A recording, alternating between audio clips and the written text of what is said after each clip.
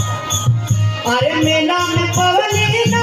राजा बाजारी में पवनीना मेला में पवनीना राजा बाजारी में पवनीना अरे ऐसा न सुघरी रमीना राजा मेला में पवनीना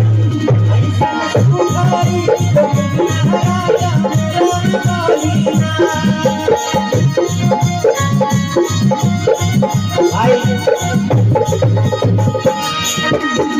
एगो गीत हम गौले रानी बहुत पहले 15 साल पहले हम अभी रहू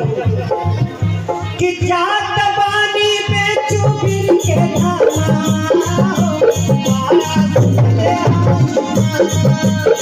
जात बानी बेचू बिन के धाना सुन ले हाई नामा सुन ले हाई नामा अरे पानी डाला भैया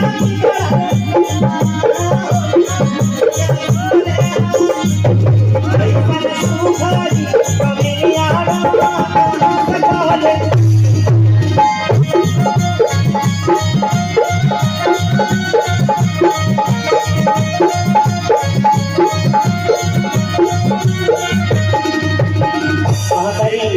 राजा पूछ रहे बारे कि मेहरारू के हमका दे दे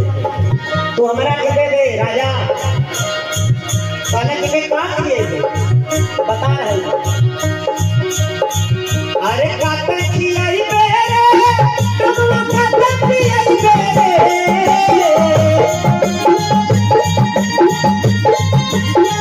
काटे खिलाई मेरे कमला काटे खिलाई मेरे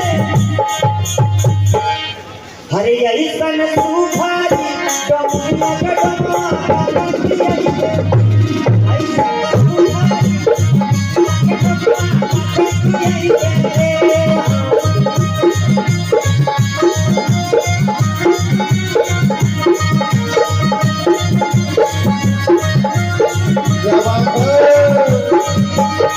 अच्छा